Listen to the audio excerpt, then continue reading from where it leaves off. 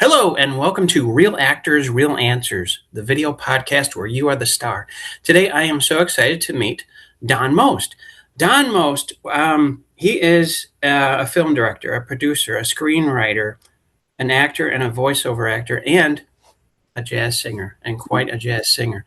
You may have noticed the name might have rung with Happy Days. That's just one of the many different things that this Renaissance man has done. He had quite a long list. So with that being said, hello, Don Most. Hello, David. And I don't know your last name, but Thompson. hello, David Thompson. Nice to meet you. Nice to meet you too. So, where do we start? My first question is, I'm always interested in knowing this about someone who has come such a long way, such as you have. That way it encourages other people too, you know. When was the first time you knew you wanted to be an actor? And you did mention to me earlier about jazz singing. Tell us about that. Which one first? The jazz singing. Okay. The singing, yes, in fact, and people are surprised to hear this, but that really came first. I grew up in Brooklyn, and I started going into Manhattan every Saturday in the morning. I would take the subway to a studio, a school, if you will, for run by an old vaudeville performer, and it was for kids and teenagers for singing, acting, dancing, but it was really focused more on the singing than the acting. And that's kind of what I was more interested in at the beginning. I was 13 when I started going there. And about a year into it, he picked me, the guy who ran it, to be part of a show he produced, like a nightclub review, with his handpicked students, the ones that he felt, really could perform at a professional level. And then I was part of the review that he produced, and we performed up at all the hotels that summer in the Catskill Mountains, which was a pretty well-known resort that had a lot of hotels and a lot of entertainers.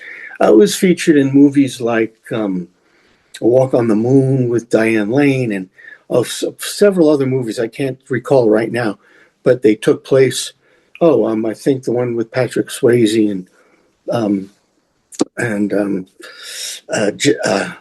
what's her name? I can't think of her name right now. But anyway, it was up in that area. And I was 14, turning 15. And I had an incredible, amazing learning experience. And but I actually after that summer was over, I put the music aside, and I started really getting into my focus shifted very quickly and dramatically into acting when I started. I was now almost 16, and I started seeing a lot of the great movies that were coming out in the late 60s. Was a real renaissance time and fervent time period for films. All the great, they were like indies, but they were studio films, but they were more with an independent voice. Movies like The Graduate and The Last Picture Show and Midnight Cowboy and all. And then the one that really got me, I loved a lot of the great actors back then, Paul Newman and The Hustler, and then of course getting to see De Niro and Pacino and all of those great actors. But it was Nicholson in a movie called Five Easy Pieces, which was came out in about 1970, and he actually shot it second. Easy Rider is where he kind of broke into the mainstream, and which he was great in. But it was Five Easy Pieces that came out first. I saw that, and it blew me away. He blew me away in that movie, and then I became a big fan. Watched all of his movies after that, and that's when my focus really shifted. And my parents were very supportive. They weren't encouraging me in any of this, but they were supportive that I wanted to do it. And my father and my mother, they were able to find a much more focused acting class, a workshop in Manhattan. And so that's when I switched over to that and became serious. And I put the music aside, knowing that I would come back to it at some point. And it served me even during the years, because I did musical theater, and I would do some concert, some musical performances at certain events. But it was sort of, just a sideline thing, not my focus. But I knew I'd come back to it. And I did. About 11 years ago is when I decided if I'm ever going to do it, I better start, because it was, I was like, not getting younger. So I met a guy who became my musical director, and he helped me find some great musicians, and I started doing some jazz, some shows at some of the jazz clubs in Los Angeles, and it just kind of continued, and did a bunch in New York and Chicago and in other cities, and recorded 2 CDs. So that, in a sort of big, in a big Reader's Digest version, was the progression of all of this. Wow. I loved it. You mentioned Brooklyn, you mentioned New York. I love New York. There's always something to do. It's never a dull moment. And I like how you mentioned your transition. You had to make a choice at that point. And one of the influences was Jack Nicholson, of all people. Yeah. There was something there that put on another switch in your head. Yeah. I mean, I should say also, some of the other great actors, of course, contributed to that. Paul Newman, I remember seeing him in The Hustler, and oh my God, that was amazing. And Cool Hand Luke. And so I was a big admirer of his. And James Dean, he had a big influence too. I wound up reading his biography after, seeing only 3 films, of course, but he was amazing too. So it was a combination of those. But I guess because Jack, Jack had something different, and it's hard for me to pinpoint it. I think he found a way pretty early to get to a place where it took me a while to get to, and longer than I would have liked, but to a place where you could then just totally let go and trust and be open to being in the moment and wherever your imagination takes you, and not being so careful. And I think because I have a very analytical kind of mind as well, it's a combination of the two. I entered college as an engineering major, not because I really wanted to, but it was a backup plan. But I mean, I had that analytical side of me, and in many ways, it got in my way as an actor. It was very helpful. It's very helpful when you're doing your preparation. Yeah. That analytical side is very helpful. But when it's time to perform, you've got to get rid of it. You've got to just throw that away. And that was hard for me to do. I was able to, thank God, I was able to still have enough of whatever it took for me to get to the places that I got to, and have that success. But it was, for example, our director, Jerry Paris, who was brilliant. Jerry was an actor, started out as an actor, was in movies like Marty, that won an Academy Award for Ernest Borgnine. And Wow. and then he was in the Caine Mutiny and a bunch of other films, and then became that incredible director who directed the Dick Van Dyke Show and then our show. So, and Jerry, he went to the Actors Studio when Marilyn Monroe was there, and I think maybe Brando at times. So he was a great mentor for me, and he used to tell me all the time, we would do a take. This is when we were shooting one camera, not in front of an audience, and we'd do a take, and and it's okay, let's do it again, do it again. And then he'd come to say, trust yourself. He could see what was going on. And he'd say, trust yourself. you've got it, And then it was usually the third take. I'd let go more. I'd let go, and then that would be the one, So, I learned it from him, but it still lingered there for me, throughout the years, for years. And I think it's only in the last, I don't know, 6, maybe 7 years ago, 8 years ago, something happened where I was able to be able to turn that part of my brain off when it was time to get up to bat. Because when you're up at bat, you can't be thinking about my elbow and this and that when the ball's coming at you at 60, 90 miles an hour or whatever it is. Absolutely. Yeah. So you have to throw that part of that brain away and just be there in that moment and react. It's a great analogy, I like that. You're right on point with especially what you learned about the third time. Usually that's it. Why? I'm not sure. But third take? Why Yeah. was the third take? Yeah. It took that, I had to establish, okay, I'm in the ballpark, okay, I kind of know where I am.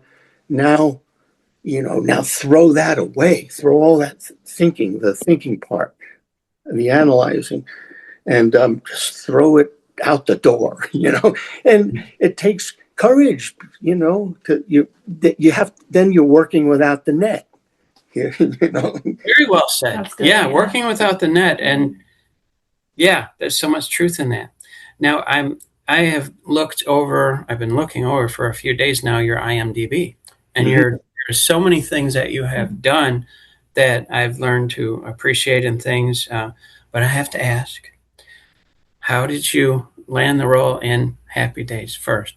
And where did the name Ralph Malph come in? Okay. Yeah. All right. So how I landed the role, it was after my junior year in college, where I was at Lehigh University. By the way, I switched out of the engineering major after one semester because I was taking a bus to Manhattan fairly often to go on auditions, and I was missing classes a lot. And in the engineering field, it was tough. So I switched out of that and went into the business school, which I was able to manage. And then after for the summer, after my junior year, I decided, to go out to LA, just to try to network, get my feet wet out there, so that when I graduated a year later, I would be able to come out and maybe hit the ground running and have an agent and all that. So, because back then in New York, there was no TV except for soap operas, and films once in a while. But all of that was going on in LA. And I wanted to do theater too. And I came close to getting into, it was 2 Broadway shows. I came pretty close on. I had 3 callbacks for the original Jesus Christ Superstar, to play one of the disciples. And so I came close, but film, after seeing all those films, that's kind of where my head was at. And so I went out there, and I was able to get an agent fairly quickly because I had been doing a lot of commercials in New York. I was able to get a lot of work in that field and got my SAG card. And because of the agents I was working with, they referred me to an agent in LA, and I was able to get one quickly. And then they sent me out on a few auditions, and I landed a couple of roles right away, guest roles, So then when it was time for me to go back to college for my senior year, my manager I flew back. I flew back to New York 4 days away from going back to the apartment I was going to be with my friends. My sister's getting married. And at the wedding, my manager takes me aside and says, I have to talk to you. Now, remember, I'd just gotten back from LA. And she said, I have to talk to you. We have a discussion. She says, your agent out there thinks that the season's just getting started. You've got some real momentum. You've landed these parts. You should think about, you can go back to school, take 6 months off. But while you got some juice going, keep it going. And I went, yes, I didn't think more than a quarter of a second. And I knew it was a big thing. My parents were not going to be happy. My friends who I said I was going to be a roommate, but I did it, I didn't have to think more than a second. And I flew back out, got an apartment, and, and then I got one other part, very different role, very dramatic role. That's what I was more interested in. The parts I got, one of them was light, Room 222, but the other one was an episode of Emergency where I played a kid who got paralyzed in a car accident. And then the next one was a police story where I played a mad psycho bomber. So I was doing dramatic stuff. And then nothing happened for like 2 months. I went on some and nothing. And I'm going, oh no, I made a mistake. And then the audition, like agent says, there's a pilot being cast for a show about the 50s. And, we have an interview for you to meet with. I met with two of the exec producers, Tom Miller and Ed Milkus, had a really good meeting, and they called me back to read for Gary Marshall and about 10 other people in a room. And that went really well. And then they called me and said, they want you to screen test now. So I went in to Paramount Studios. I was all excited being there, and they get me up, they get me dressed in this really cool 50s outfit with a jacket and all that. And I'm getting psyched for the screen test until I look over and I see about 7 other actors wearing the same outfit as me, and then we hear there's all this buzz. Who's screen testing? And Ron Howard screen testing for this. And this other guy, we didn't know who he was, Anson. And we found out that they had done a pilot of Happy Days a year and a half earlier, and it didn't sell. But then Grease comes out on Broadway, and then American Graffiti came out that summer, and then ABC was like, wait a minute, didn't we have a show about that? And they went back to Gary Marshall and said, we want to redo it, but we want to make it a little more like Graffiti. The one they had done was softer, like Summer of 42. So they wanted it more edgy like Graffiti was. So, but they thought that Ron and Anson would maybe be too old at this point. So they made them screen test again. And so they go in to do their screen test, and all of us are waiting. Like 2 hours later, they come out looking at us like, they've got this. And so we're all intimidated, of course. But then I went in finally. I did my scene, and it went pretty well, I thought. But then we were supposed to do an improv, and they had an actress there, young actress who was not 18 yet, and we were all going to do our improvs with her. The setup was that we were going out on our first date, that kind of thing. So some of the other actors I was auditioning for the role of Potsy. So we were waiting, but they made all the other guys go first because they weren't 18 yet. I was 20. I just turned 20, and they only had the kids who were under 18 a certain amount of hours. So they wanted to get them. So I'm waiting and waiting. Finally, it's my turn. They go, we had to let the girl go because, the time was up. So I said, oh, what am I going to do? What am I doing my improv? Oh, you're going to do it with Harvey Miller. It was this 39-year-old comedy writer. I said, what? I'm going, what are you talking about? And they gave me a whole other setup of what was going on between why I'm doing this improv with this guy. And I'm feeling, oh, I got screwed, I'm feeling. So I do the improv, and I don't know. I didn't remember. I was so thrown that I was feeling like not good, not good. Then they get to the interview part. So they do interview on camera. And by now I'm feeling like I don't have any chance. But in a way it was probably good because I kind of like, not that I didn't care, but I just felt, what's the point of trying? So I didn't try. And maybe that was all good because then they called me up, my agent said, you didn't get the role of Potsy. Anson doing it again and Ron's doing it. But they liked your screen test so much, they want you in the show and they're creating a part for you. There's a small role, a small role in the pilot of a guy named Ralph Malph, and they'll make it a regular. And that's how that happened. Pretty crazy. I can remember it very vividly. That was a big day. It's quite an adventure. And it lasted 10 years? The show ran 11 seasons. I left after the 7th season. Ron Howard and I both, because that's when the contracts were up, and they wanted us to renew. And it was a tough decision, but I felt, here I was playing the same character for 7 years. It was a character that I was not like in real life. And what I love to do as an actor is play all different kinds of roles. And dramatic, I was, comedy, I felt like, yeah, I can do comedy if the material is really good, but I was more interested in, sort of the dramatic side. So, and I felt like now I'm playing this class clown for 7 years, and you get typecast much more readily back then when there's only 3 networks. There's no cable, no internet. So I felt like I've got work ahead. It's going to be tough, and I better start now trying to break down the barrier. And so it was a tough decision to leave the show, but I felt at the time I had to do it, And Didn't you and it was tough. Wife on that show too? Amy, yes, absolutely.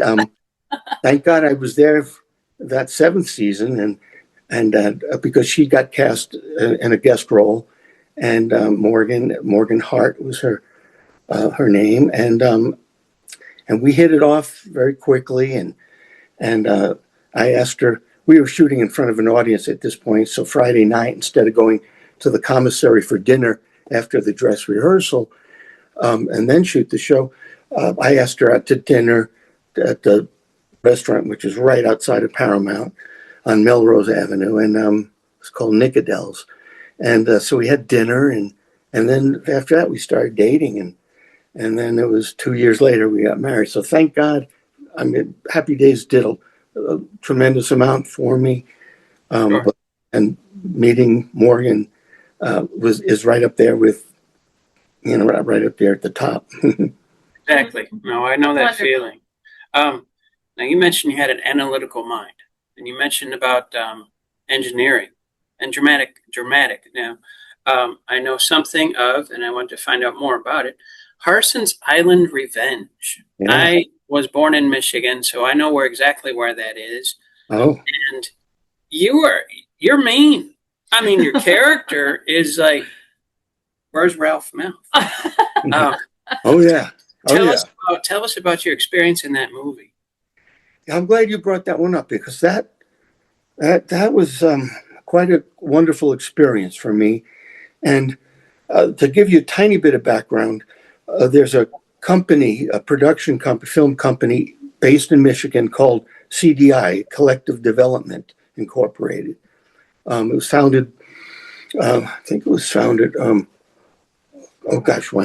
DJ Perry, who wrote the script, and he's one of the founders. They had cast me about 4 or 5 years earlier in a film called Man's Best Friend.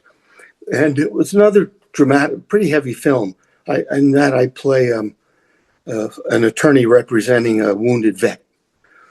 And he told me, DJ said, one of the reasons they reached out to me was because they had worked with Rance Howard a bunch. That's Ron Howard's dad, who was an actor. And Rance had spoken to them highly about me. So they reached out to me to see if I'd play the role of the attorney. And I liked the part. They were pretty low. It was low budget kind of films, indie, but I like that. That's what I've directed. It was indie films.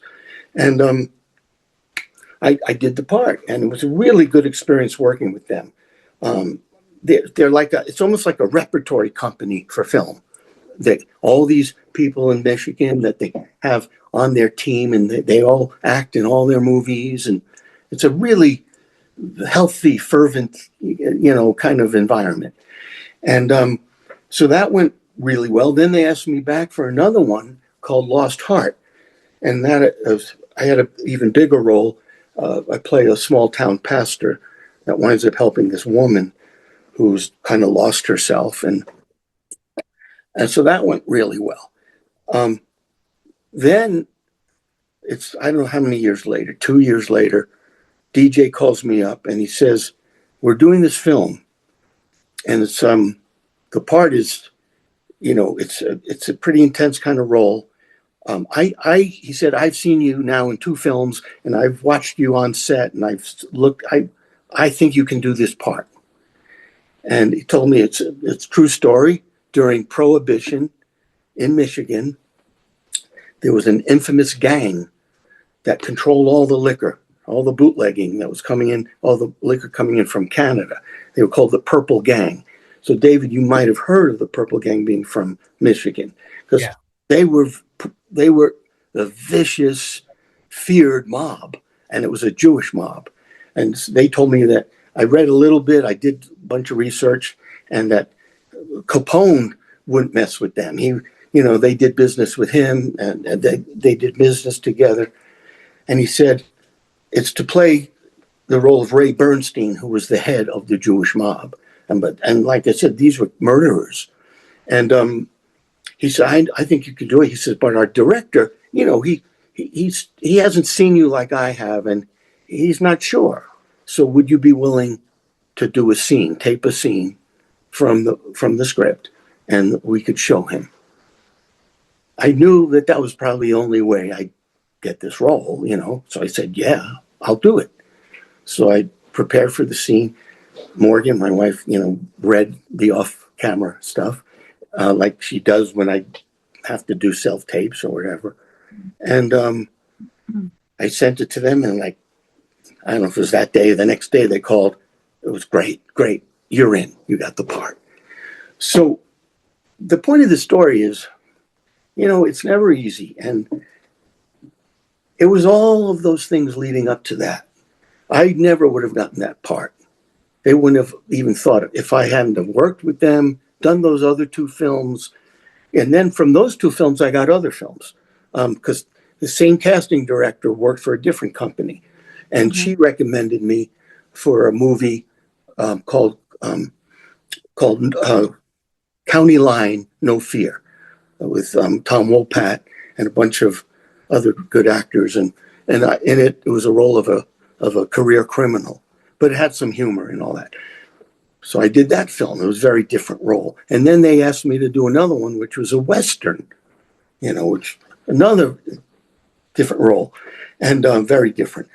So it was a culmination of all that got me to the point where I could play this character. And I had a field day. I loved it.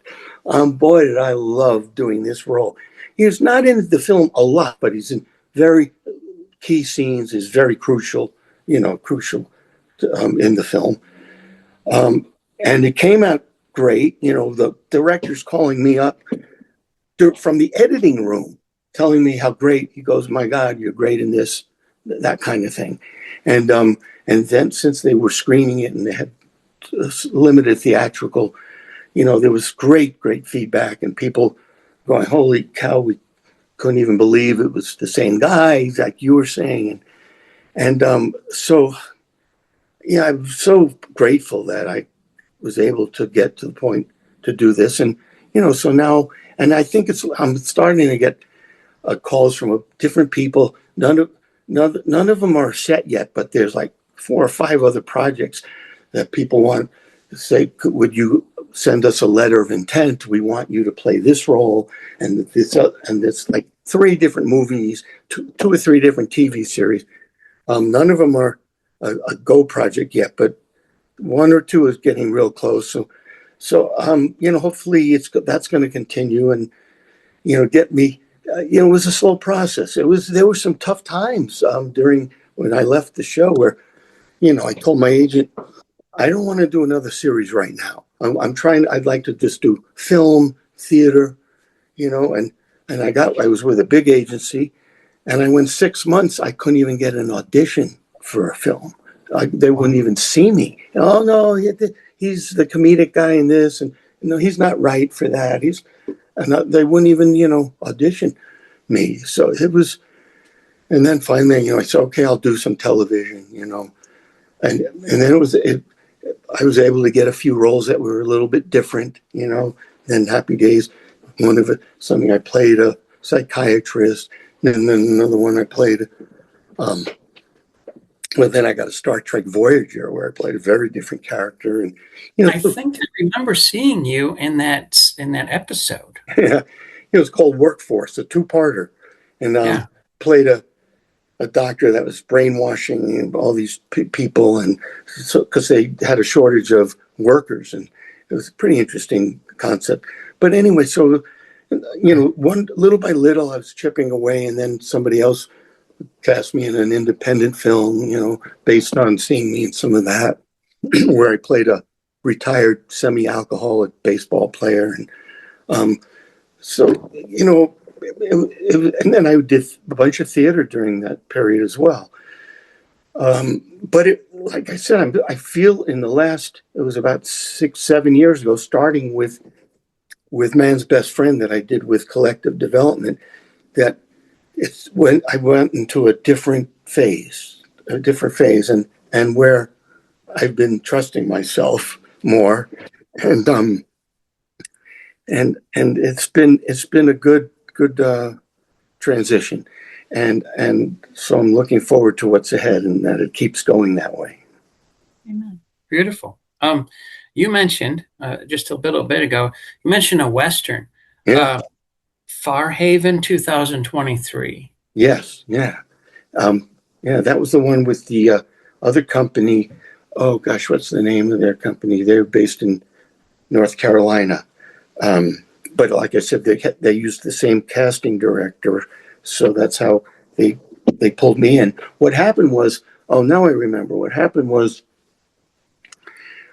from Lost Heart, I was nominated for an award of Best Supporting Actor in a Film for the International Christian Film Festival, because Lost Heart, it's not like a overtly faith-based film, but it has the elements in it. The elements are there. And so it was up for Best Picture, Best Actress, and I was up for Best Supporting Actor. And I won that.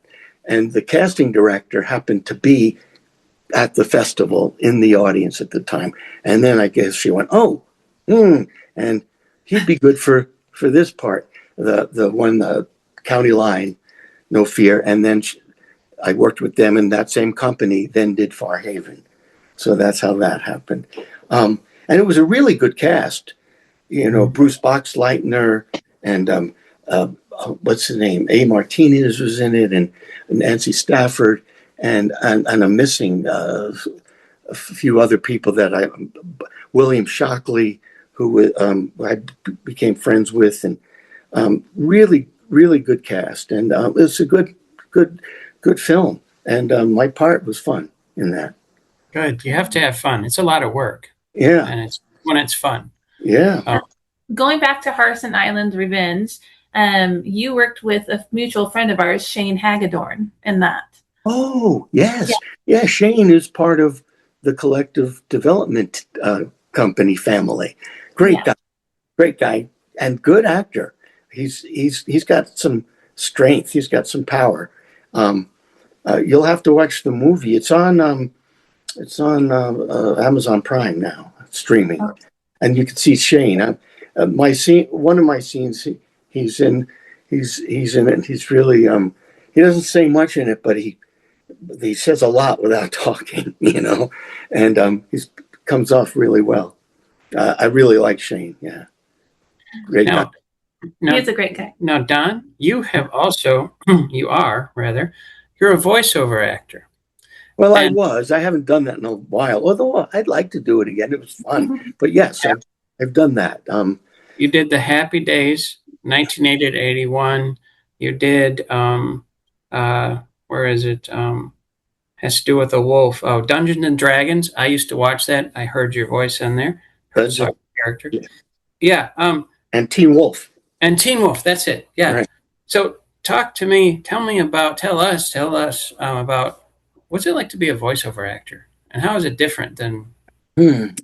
That's an interesting question, because what happened was the first experience I had as you mentioned, it was called Fonzie and the Happy Days Gang or something like that. Yes.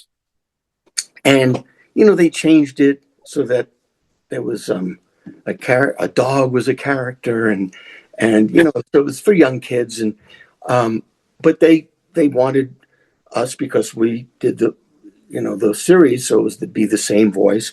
So I did it, and I just treated it the same way. In my mind, I just treated it similarly, although I don't think I did as much.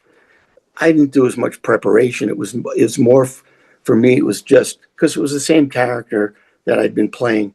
So it was just seeing the script. They'd show me the visuals, some of the storyboards or whatever, so I'd get a sense of what was happening physically, and I just do it. And then I remember one of the producers coming up to me and saying at some point, they said, you're really good at this. I said, oh, really? I said, oh, you said, yeah, there are some actors who can't, just make that transition or be able to convey with their voice what needs to be expressed. And I was kind of surprised, because to me, it just seemed I just did what came naturally in this regard. And he said, no, you're really good at this. You could do this more if you wanted. I said, oh, well, that's good to know. And then I think they recommended me, and that's where I think Teen Wolf came. And then for Dungeons and Dragons, I'm not sure, but it was a combination of those two that I came to the attention of a gentleman named Hank Soroyan, who was the exec producer of it and kind of directed them. And he called me in to do this. And it's funny, because the Dungeons and Dragons has quite a following because of the cult following that the movie had, and the game and all of that. So, yeah. So when I go to these conventions, these fan conventions, sometimes I'm surprised how many people come up, because I have a couple of pictures of my character, Eric the Cavalier, from the show. And people come up, oh, I loved that show as a kid. That was like my favorite cartoon. And a lot of people are really into it. So it's kind of nice that, that's part of part of my, what I've left, what I'm leaving behind, Christmas movie. You did a Christmas movie. I saw parts of that. With Mario Lopez and... Oh, yeah. I did that like about 4 years ago, but they just got a deal about a month ago with Netflix. So it just started streaming about a month ago. It's called Holiday in Santa Fe.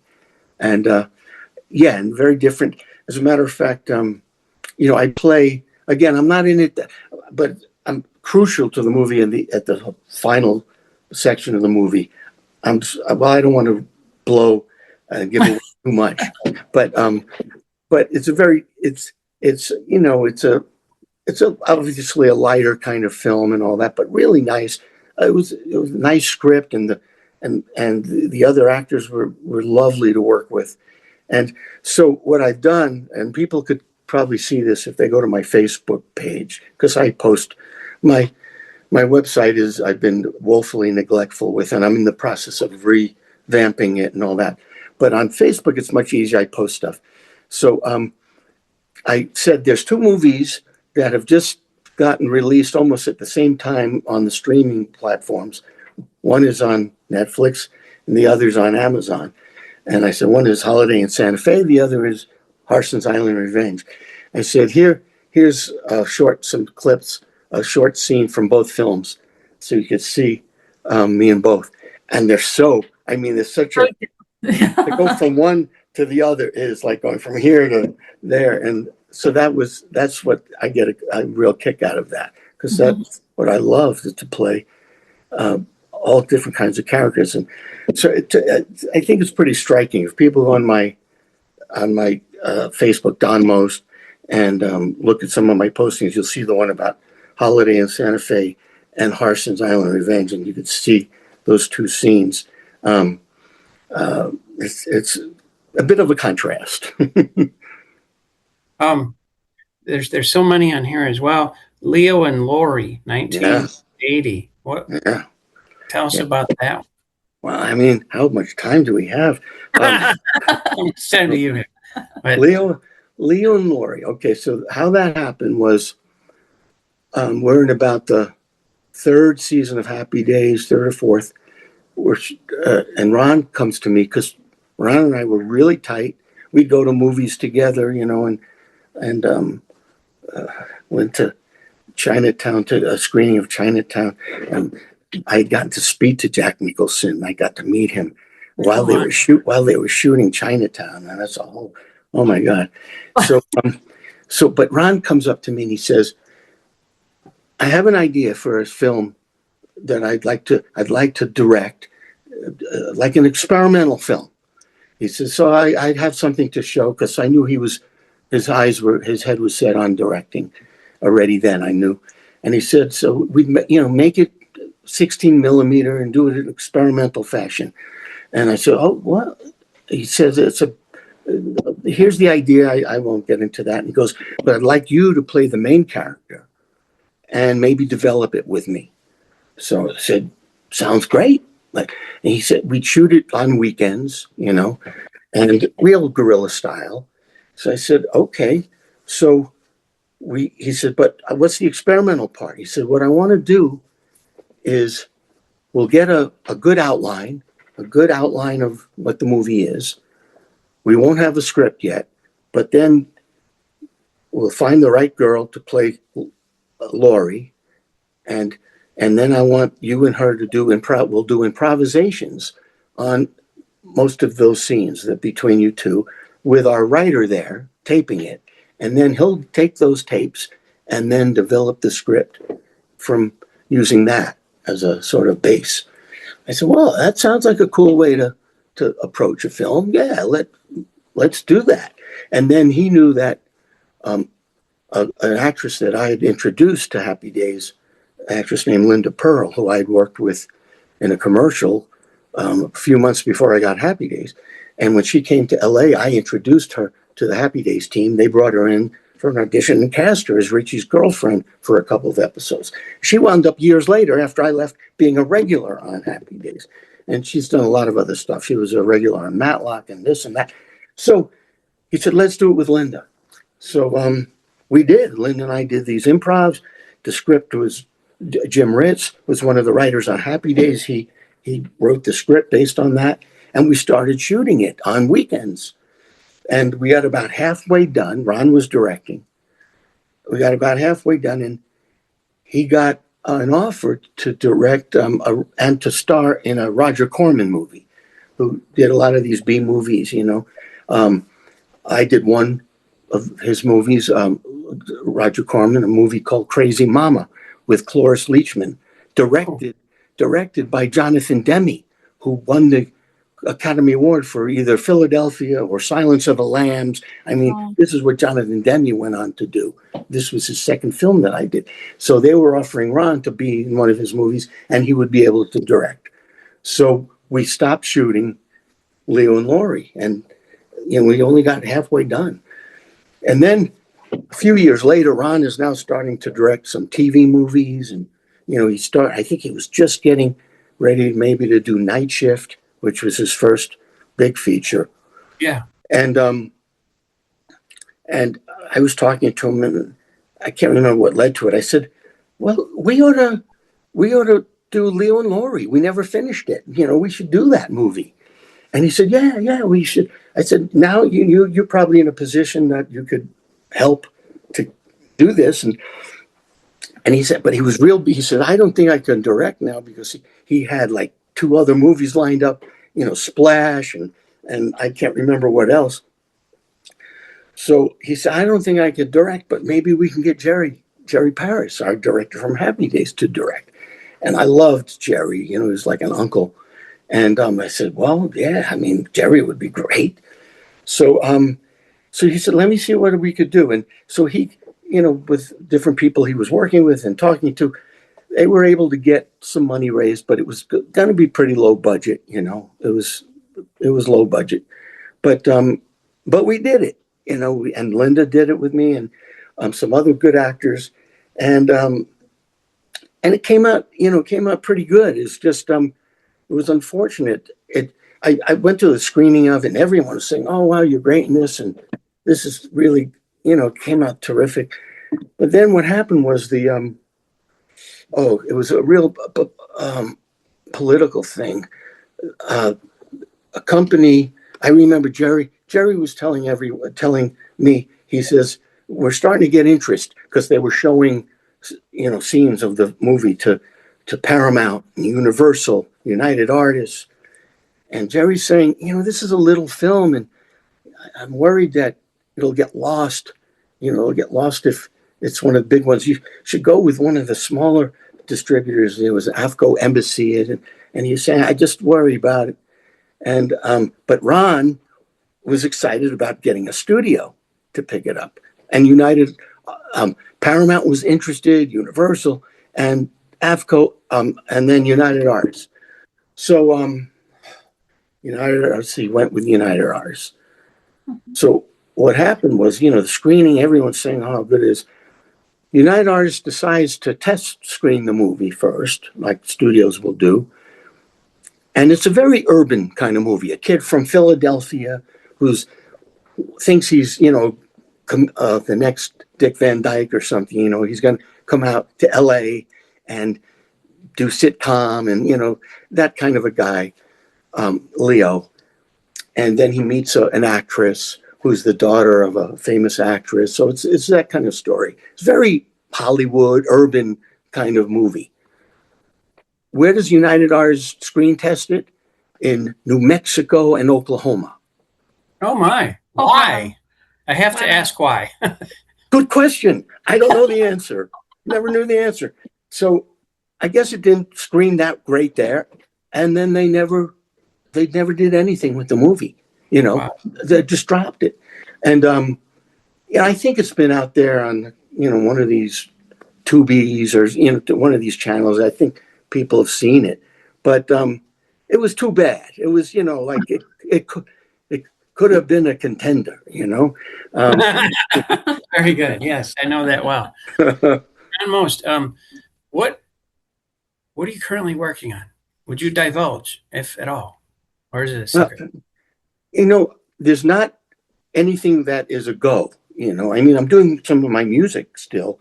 Yes. I'm in Colorado now these days, and I've worked with this great big band that's based here called the Metropolitan Jazz Orchestra, and I've done 3 shows at the jazz club in Denver here called Dazzle with the big 17-piece band, and then another place called Nisi's Entertainment, really nice venue near Boulder, Colorado.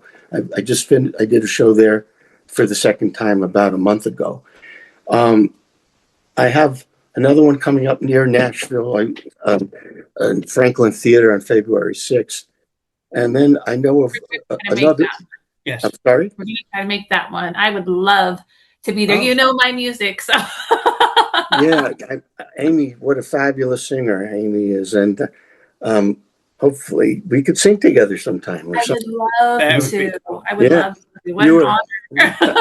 You've got such a great voice. Oh, my God. Thank you so much. Yeah, really, really terrific. So that's February 6th. And then the only, I haven't been pushing it too much because I'm working on, I have some of my own projects I'm trying to get going to direct. And so I've been I can't really talk about those yet, but there's some interest from this one company that could maybe provide the financing for one that I've been developing with Morgan, my wife, for some years now. So I'm hoping to get that going. And then there's another one I'm involved with as a director that's based on a book that's really exciting. So I've been kind of putting my focus more on that. But there are several projects that, like I mentioned, that I've given my letter of intent to attach myself as an actor, that I'm just hoping that some of those, there's like 3 or 4 of them, that hopefully they'll come through. Otherwise, I don't have, I'm going to be shooting.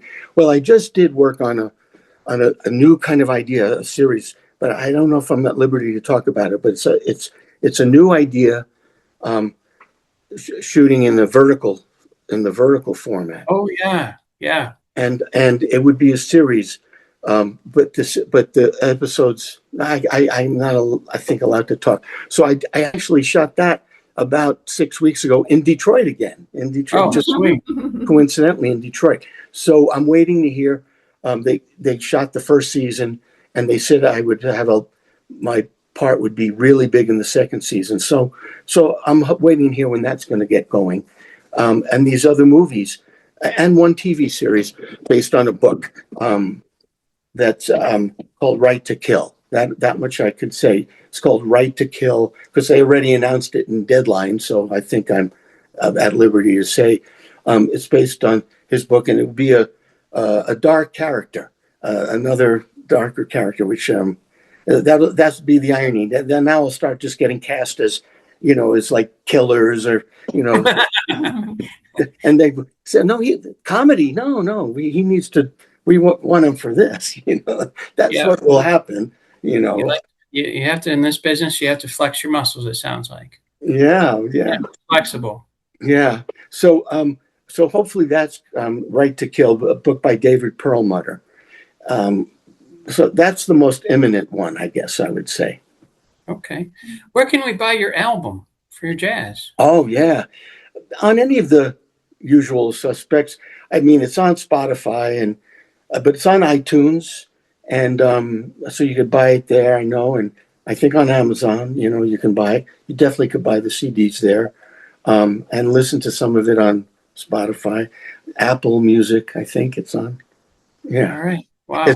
One's called Mostly Swinging, and with a great big band of top LA jazz guys. I like that one. Yeah. And the other one I did was in Nashville with a producer named Tony Mantor, who's based there. Willie Murillo produced the first one and arranged it and plays trumpet. Unbelievable. And Tony Mantor produced the one with all Nashville musicians, and they were great. This one, it was a lot of jazz standards, but not with a big band, a more contemporary jazz setting. And a few pop songs mixed in there, like, I can't believe it. I forgot the name of Ooh Baby Baby, which was a Smokey Robinson song. And I did a cover of as well and sent to you.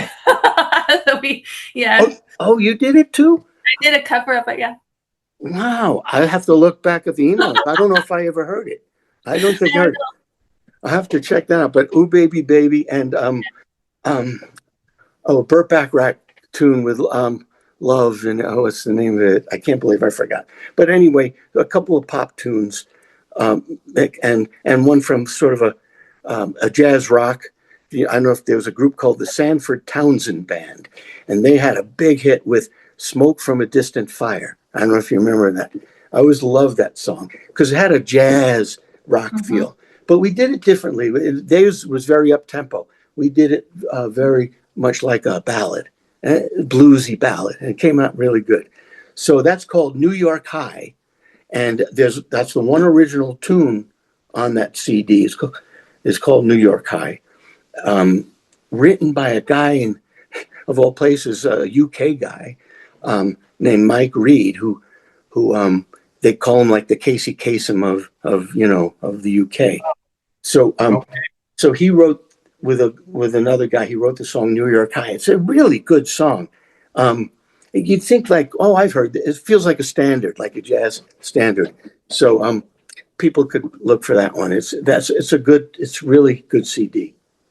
Don, I got to tell you, okay, you're a very good actor, and just your acting is superb. I love it. However, at this very same time, when you're talking about jazz, your face lights up in a different way.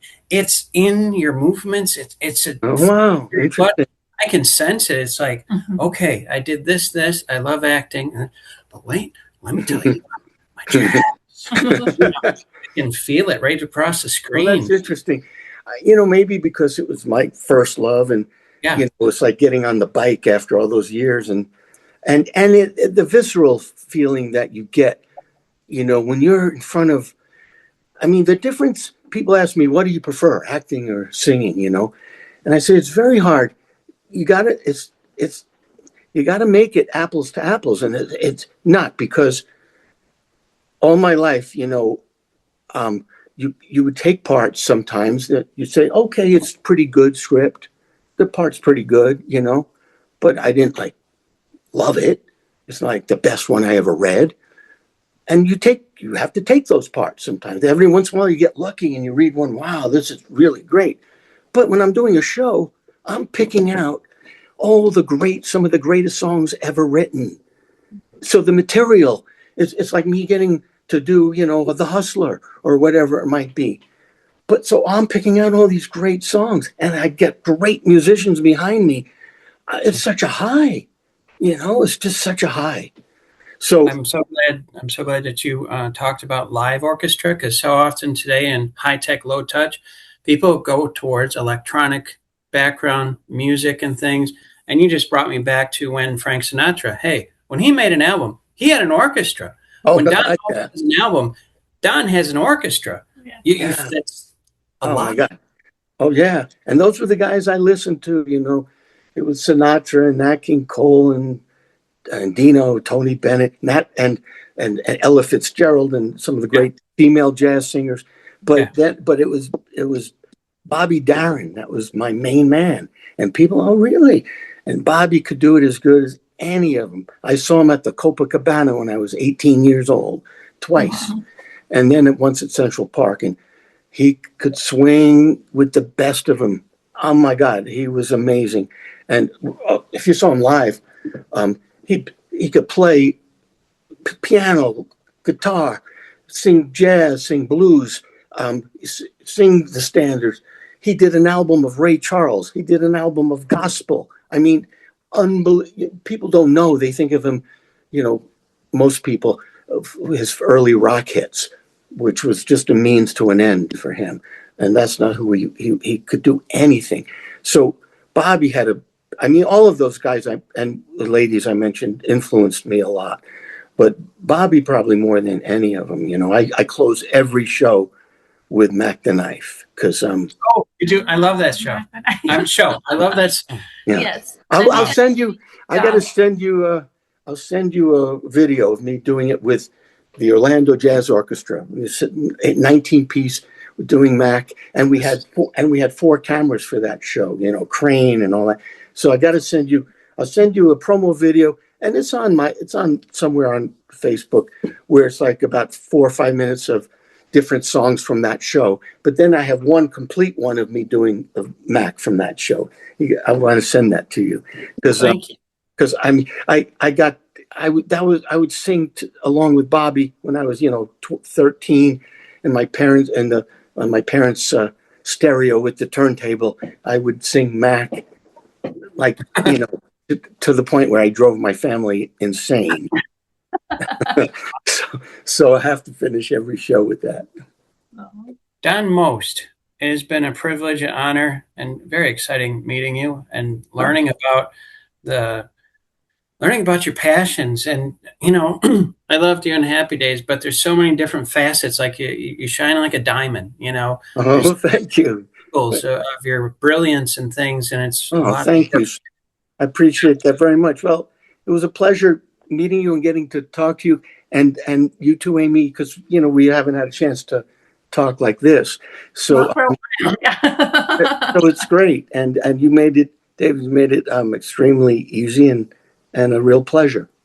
Yes. And one more thing for the audience. If people wanted to get a hold of you, would it be through your website or? Website. It's sort of like that's being revamped. So I don't know how I'm gonna. I imagine we'll set it up that maybe there be a way to send me messages.